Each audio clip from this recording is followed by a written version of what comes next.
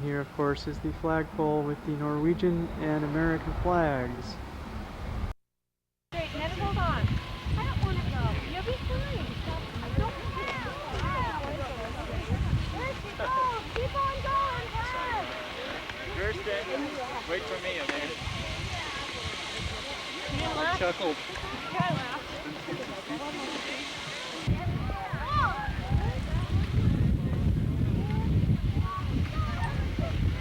Hey, Dave Cady, smile. Good. Smile. Good. Are you okay? No, not yet. All right, do it. What are you staring at?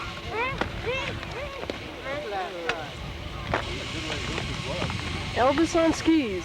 Thank you very much. Huh. I'll do another little number for you on the rope though. Heather, go!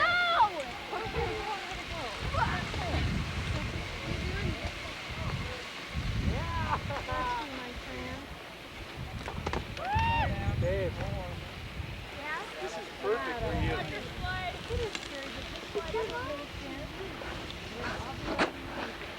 Whatever way. You did it. This is perfect for you, baby. Okay, look at that. Look at the hill you're coming down. That's more what you're looking for, right? Mom. Yeah. Okay, good.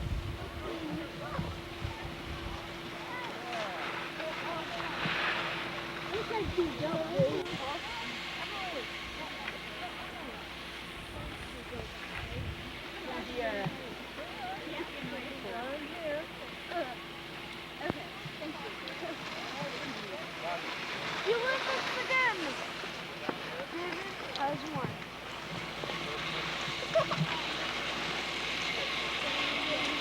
Okay. No, I have not met 20. Go ahead.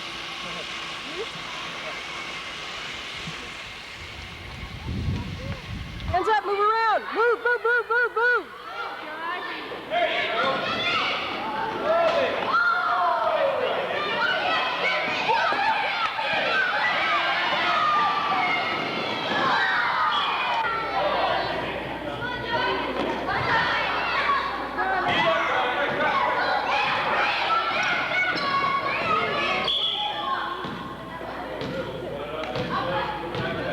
Dave, down to the basket, down to the basket, down to the basket.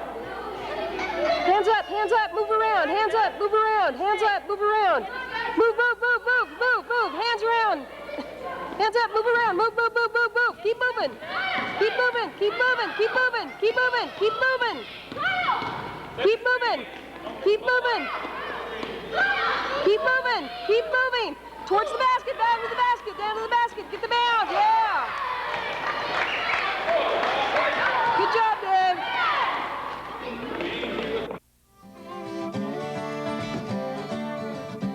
All of us hunting have our federal duck stamp and our state waterfowl license. Monies collected from these licenses go toward multiple waterfowl conservation efforts.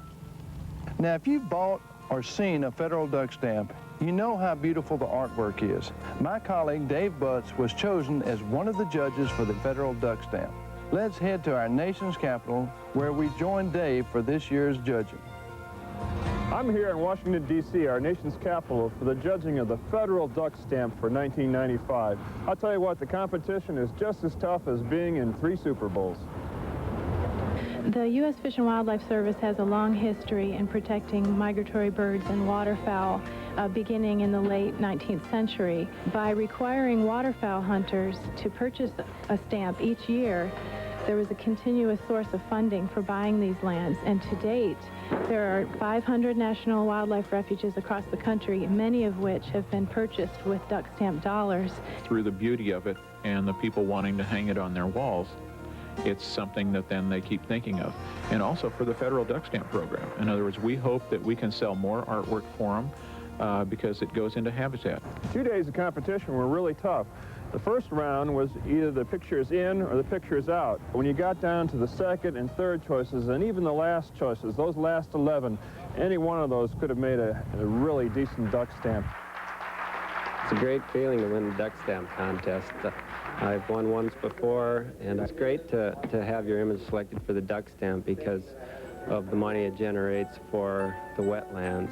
And every hunter that buys a stamp is directly contributing to purchasing more wetlands, and it's a good feeling to be a part of that.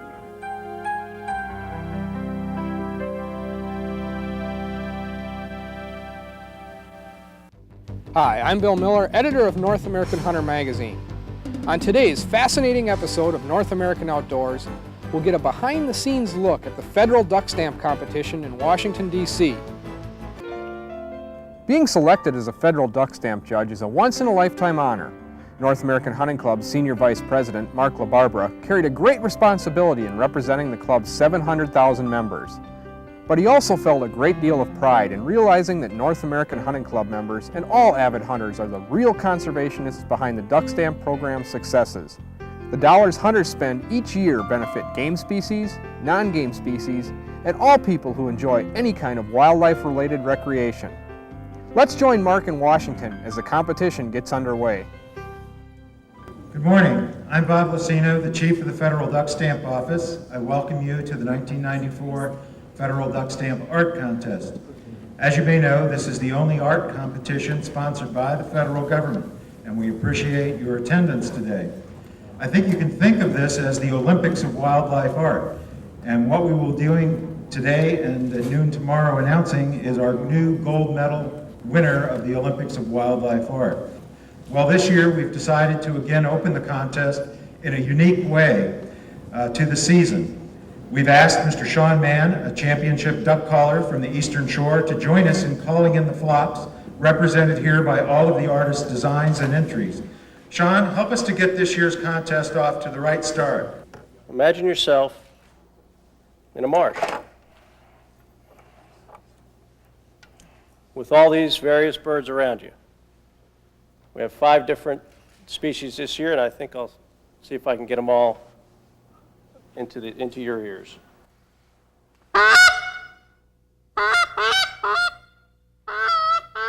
To make this nearly impossible judging job manageable, only 5 species are eligible for entry each year. This year's entries were limited to Canada geese, mallards, bluebills, pintails, and teal. As the first round began with entry number 1 of 585 being displayed on the screen for everyone in attendance to see, the responsibility that went along with the decisions that had to be made were evident on Mark's face. In the latest issue of North American Hunter magazine, he confided to me in an interview that every single one of us judges felt a tremendous pressure to pick a winner that all hunters and conservationists could be proud of. Until you're the one actually sitting in the judge's chair, there's no way to know the feeling of pride that comes from within, knowing that NAHC members and other avid hunters are the real conservationists behind the duck stamp program's success. After the end of round 1, which took the better part of a day, the auditorium is closed to the public. At this time, judges can confer with a biologist from the U.S. Fish and Wildlife Service and a representative from the Bureau of Engraving. Here Mark is using a special reverse magnifying glass, which actually, instead of enlarging the art, reduces it to stamp size so he gets a better view of what it's going to look like. During this time, any of the judging panel could ask various questions about the authenticity of any work of art and if it would allow the Bureau of Engraving to faithfully duplicate the intricate design work of the piece. While the judges are taking a short break, I thought it might be interesting to tell you the story of the duck stamp and the man behind it. It started in 1934 when an amendment to the Stamp Act was passed in the Migratory Bird Conservation Stamp Act, and J.N. Ding Darling, who was the political cartoonist at the time and also the newly appointed chief of the Biological Survey in the Department of Agriculture, took his cartoonist pen and sketched the very first design of mallards coming in to his shock and horriment, who he thought he was just doing a nice little sketch that was going to go over to a professional artist. They actually took his original sketch, and that became the very first duck stamp. From its humble inception in 1934, using one of Ding's simple sketches, to the present-day national competition to determine which artist's work will grace this year's stamp, the monies generated from the sale of the duck stamp totaled nearly $500 million, and they've been used to purchase 4.2 million acres of prime waterfowl nesting and resting habitat. Mark also confided to me the decision process weighed heavily on each one of the judges up on the stage. Personally, he felt as though each vote he cast as a life member of the NAHC represented his fellow NAHC members and all hunters. When it came to splitting hairs, or should I say pin feathers, he felt guilty nitpicking the beautiful artwork that could have been a winner in lots of other contests. But this was the federal competition, and there's only one winner. It's a known fact that the winning artist is on his way to fame and fortune. So to ensure fairness in the contest, each piece of art is given identical treatment, introduction, and consideration. As the screening process proceeded, you could see and feel the pressure of each of the judges' decision on every work of art. It was obvious to most everyone in the auditorium that out of the group of 585 entries, approximately 24 were worthy of a closer look for their final consideration. Mark also stated that when painting 279 came up in the final round of judging, he was confident that he and the rest of the judges felt this painting of a pair of mallards with their wings locked had a lock on the contest as well. Now, if there are any, I don't know, genealogists or specialists in early childhood artistic development, they should take note, because the first place winner is Mr. Jim Houtman, brother to the second place winner. Jim, would you come up and accept our congratulations?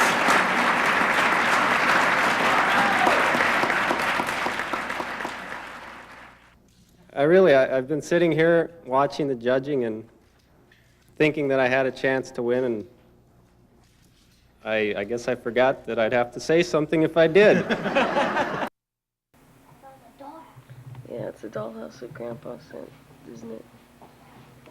It's cool.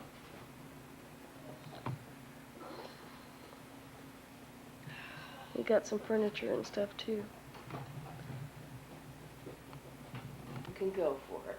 Merry Christmas, 1994. I want those. Get you one. Sorry, let's open this up for Aunt Debbie. Okay. Let's go. Well, get over here so we can see this. Yeah. Wait. Gosh. How do you open it? Like this. Oh. Watch out. It's Pictionary. Pictionary. All right. Pictionary Junior.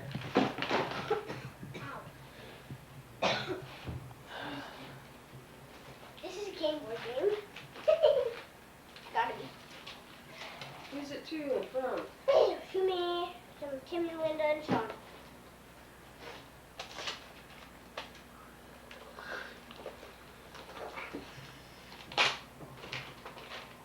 Silver Striker, cool. It's in the new pile. I'm saying my Dr. Dreadful present for me from Tim and Sean. I think they meant it for me. Play action football. All right. Alright. From Game Boy. I'm gonna eat me. They're doing a mile a minute. What are you Yeah, sure. It's even crazy. doing? A gift for you. Donkey Kong Jr. Oh, good, good.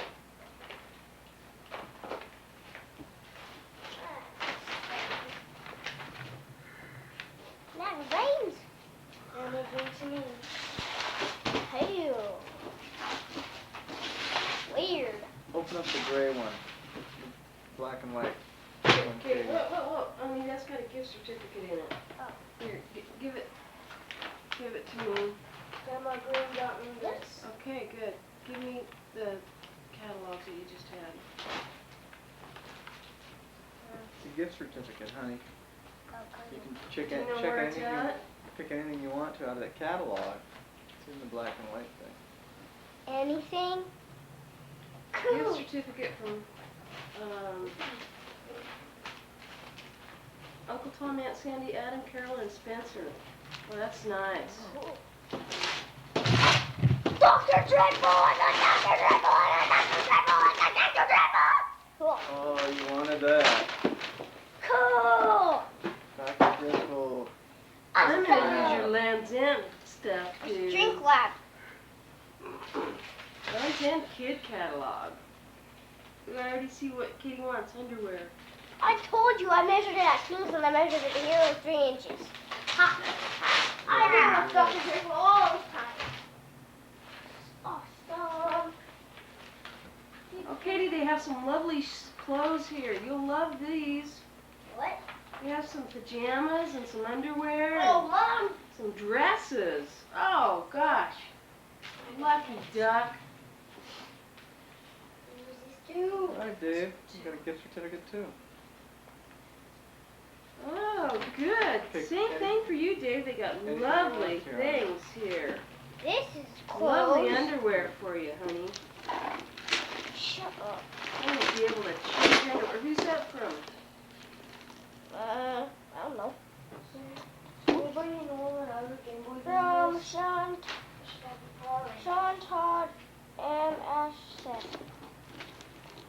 No, No, you Dave, got you Power got it. Rangers You Sega. got it in the Sega version. Then we traded in the Game Boy version for Donkey Kong, remember? I know because we got 2 Power Rangers. Remember? Yeah, and then we took one and we traded it back in for Donkey Kong, remember? Yeah. This is the king. This. Oh, how nice. Who's that from? I can't remember who. You can't remember who? But at least a pogo stick. Santa remembered you, huh? Yeah. Oh yeah. Grandpa and Grandma got it. Well, go over, stand in front of the camera so they can see it, honey. Hey.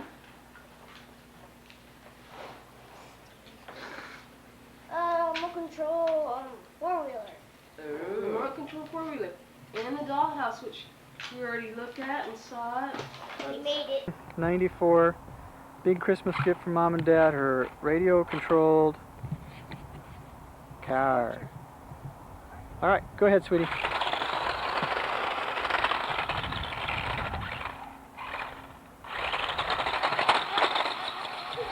Woo, is that baby cooked?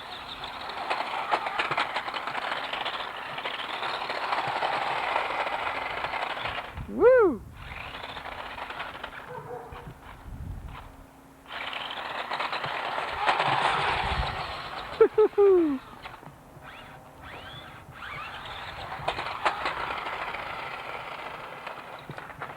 Hi. Hi. You having fun? Yeah. Is it a cool Christmas present? Yeah, the best one ever. Except for Dr. Drizzle. That's cool. Dr. Dreadful.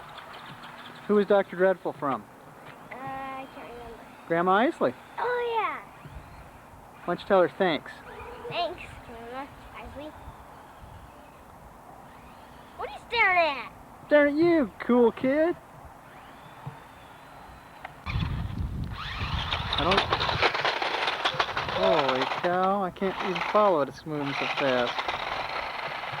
What's happening in the house? I don't think I'd get it in the leaves and in the dirt very much, Kate.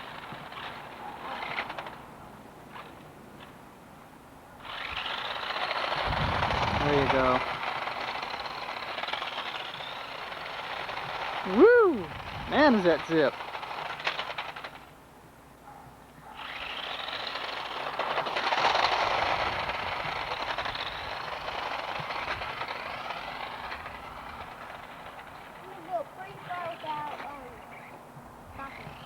Say that again for the camera. You can go pretty far without stopping. At least stand from here, way back there. Cool.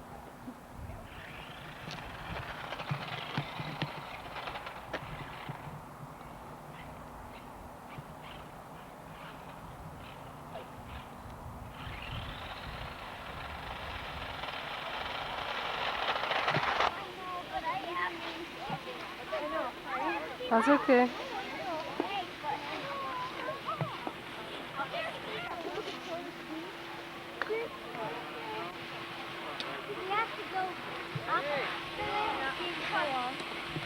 Take pictures of you booms.